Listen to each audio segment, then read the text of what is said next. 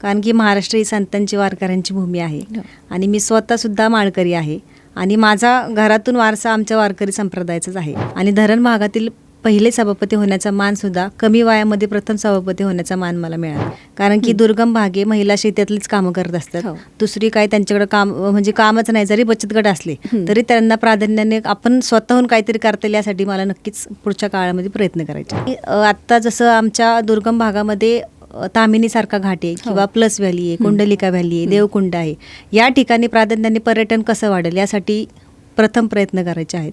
आदरणीय शरदचंद्रजी पवार साहेब यांच्या माध्यमातून महिलांना जे 33% आरक्षण मिळालं, त्या माध्यमातून आम्हाला सभापती होण्याचा मान मिळाला. नमस्कार प्रेक्षकांनो, मी सृष्टी गीते. तुम्ही पाहताय डिजिटल प्रभात. प्रेक्षकांनो, स्थानिक स्वराज्य संस्थांच्या निवडणुकांचा तिसरा टप्पा अर्थात जिल्हा परिषद आणि पंचायत समितीच्या निवडणुकांची धामधूम सध्या सुरू झाली आहे. जिल्हा आणि तालुका पातळीवरील भावी कारभारी निवडणुकांच्या तयारीला लागलेत. जिल्हा परिषद आणि पंचायत समितीच्या निवडणुकीच्या रिंगणात उतरणाऱ्या याच भावी शिलेदारांच्या मुलाखतीतून आपण त्यांचं विकासाचं विजन जाणून घेतोय. आज आपल्यासोबत आहेत मुळशी पंचायत समितीच्या माजी सभापती कोमलताई गणेश भाऊ वाशिवले. आपण या मुलाखतीला सुरुवात करूया.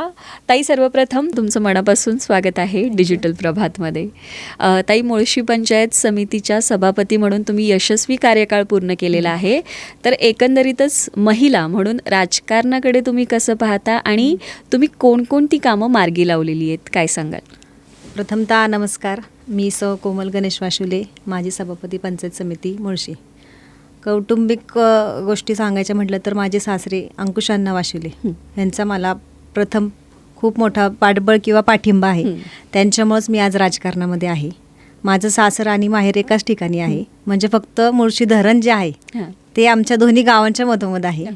दुसरी गोष्ट सांगायची म्हटलं की पंचायत समितीच्या कार्यकालामध्ये सभापतीपद प्रथम मला मिळालं आणि धरण भागातील पहिले सभापती होण्याचा मानसुद्धा कमी वयामध्ये प्रथम सभापती होण्याचा मान मला मिळाला. आदरणीय शरदचंद्रजी पवार साहेब यांच्या माध्यमातून महिलांना जे 33% आरक्षण मिळालं, त्या माध्यमातून आम्हाला सभापती होण्याचा मान मिळाला. कारण की त्या काळामध्ये जेव्हा मी सभापतीला इच्छुक होते किंवा पंचायत समितीला इच्छुक होते, त्यावेळेस आमचं गाव जवळजवळ आमची ग्रामपंचायत जर म्हटली तर 350 मतदानच होतं. एवढ्या लहान गावामध्ये मला तिकीट मिळालं, म्हणजे साहेब होते म्हणून आम्हाला संधी मिळाली. आणि साहेबांच्या वाढदिवसानिमित्त आम्ही दरवर्षी तालुक्यामध्ये अनेक उपक्रम राबवत असतो. त्या माध्यमातून आत्ताच्या मागच्या महिन्यामध्ये जेव्हा साहेबांचा वाढदिवस झाला, त्यावेळेस खेळ रंगला पैठणीचा हा कार्यक्रमाचं नियोजन केलं होतं. त्यामध्ये महिलांना एक स्वतःच्या वैवाहिक जीवनामधून, संसारामधून काहीतरी नवीन विरंगुळा मिळावा यासाठी म्हटलं छोटासा काहीतरी आपल्याकडून प्रयत्न. त्यासाठी तो खेळ मी घेतला. त्यामध्ये वयस्कर महिलांनी जास्त प्राधान्य दिला. म्हणजे खूप वयस्कर महिलांनी इतका छान खेळ खेळले ना की मला सुद्धा इतक्या महिला आल्या, जवळजवळ 1,500-2,000 हजार महिलांनी त्या कार्यक्रमामध्ये सहभाग घेतला. आणि मला आनंद वाटला की साहेबांच्या वाढदिवसानिमित्त ज्यांनी 33% आरक्षण महिलांना दिलं, आज त्या महिला आपल्या कार्यक्रमाला एवढ्या बहुसंख्येने उपस्थित राहिल्या आणि स्वतःसाठी खेळल्या, स्वतःसाठी जागल्या. एक दिवस का होईना स्वतःसाठी त्यांनी घालवला. त्यातच मला खूप आनंद वाटला. असेच अनेक कार्यक्रम आम्ही दरवर्षी साहेबांच्या वाढदिवसानिमित्त घेत असतो. आणि हा जो मागच्या वेळेस जो झाला माझ्या माध्यमातून जो मोठा कार्यक्रम झाला, तो खूपच कौतुकास्पद होता आणि महिलांचा जो सहभाग होता तो खूप अग्रगण्य होता. का सभापती असताना जेव्हा वैयक्तिक लाभाच्या योजना असतात किंवा पंचायत समितीचा शेष फंड असतो, त्यातून तालुक्यामध्ये किंवा माझ्या पौड पंचायत समिती गणामध्ये अनेक कामं करायला मिळाली. त्यामध्ये वैयक्तिक लाभाच्या योजनेच्या आहेत. आपण म्हटलं की शिलाई मशीन किंवा गिरणे. दुसरी गोष्ट म्हणजे शेतीसाठी कडबाकुट्टी मशीन त्या काळामध्ये मिळत होती. आणि अंतर्गत रस्ते असतील, पाणी पुरवठ्याच्या योजना आहे, सभा मंडप आहे, अशा अनेक कार्यक्रम म्हणजे अशा अनेक जी कामं आहेत ती पंचायत समितीच्या माध्यमातून त्यावेळेस मी केली. ओके. आणि ताई, आपण जर बघितलं तर विकास ही निरंतर चालणारी प्रक्रिया आहे. तर आगामी काळात तालुक्यासाठी कोणकोणती कामं तुमच्या दृष्टिक्षेपात आहेत? तुमचं विकासाचं विजन नेमकं काय? आमचा भाग जरी पौड पंचायत समिती गण हा दुर्गम भाग आहे, त्यामध्ये जेव्हा मागच्या कार्यकालामध्ये 5 वर्ष जेव्हा मी काम केलं 2017 ते 2022, त्यावेळेसमध्ये मला सभापतीपद एक 10 महिन्यासाठी मिळालं होतं.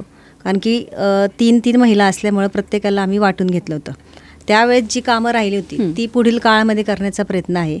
आणि आत्ता जसं आमच्या दुर्गम भागामध्ये तामिनीसारखा घाट आहे किंवा प्लस व्हॅली आहे, कुंडलिका व्हॅली आहे, देवकुंड आहे, या ठिकाणी प्राधान्याने पर्यटन कसं वाढेल यासाठी प्रथम प्रयत्न करायचे आहेत. आणि आपल्या भागामधले जे रस्ते राहिले आहेत किंवा जे अंतर्गत रस्ते किंवा जे मेन रोड आहेत त्यासाठी प्रामुख्याने प्राधान्य देणार आहे. आणि दुसरी गोष्ट सांगायची म्हटलं तर ज्या गोष्टी किंवा महिला असतील की त्यांच्यासाठी रोजगाराची संधी उपलब्ध करून द्यायची आहे. कारण की दुर्गम भागे महिला शेतातलीच कामं करत असतात. दुसरी काय त्यांच्याकडे काम म्हणजे कामच नाही, जरी बचत गट असले तरी त्यांना प्राधान्याने आपण स्वतःहून काहीतरी करता येईल यासाठी मला नक्कीच पुढच्या काळामध्ये प्रयत्न करायचे. अगदीच. पुढच्या तुमचं जो काही विजन तुम्ही सांगितलं, शुभेच्छा त्यासाठी तुम्हाला. आणि ताई, आपल्या कुटुंबाला वारकरी संप्रदायाचा वारसा लाभलेला आहे, तर कार्यकाळात तुमच्या एकंदरीत कार्यकाळात तुम्हाला वारकरी संप्रदायासाठी काम करण्याची संधी मिळाली का? हो, नक्कीच मिळाली. कारण की महाराष्ट्र ही संतांची वारकऱ्यांची भूमी आहे आणि मी स्वतःसुद्धा माळकरी आहे आणि माझा घरातून वारसा आमच्या वारकरी संप्रदायाचाच आहे. जसं आपण म्हणतो की आपण काहीतरी वारकरी संप्रदायाचं देण्याचं पाईक लागतो, तसंच आपण काहीतरी देणं लागतो. त्या माध्यमातून मंदिर तेथे विना हा उपक्रम मी मागील काळामध्ये घेतला.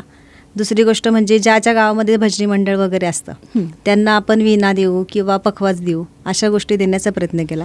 पंचायत समितीमध्ये जिल्हा परिषदेची योजना आहे की भजनी मंडळांना भजनी मंडळ साहित्य देणं. त्या काळामध्ये प्रत्येक गावामध्ये आम्ही ते साहित्यसुद्धा देण्याचा प्रयत्न केला. धन्यवाद ताई, तुम्ही आमच्या स्टुडिओमध्ये आलात. तुमचं विकासाचं जे विजन आहे ते मायबाप जनतेसमोर मांडलं.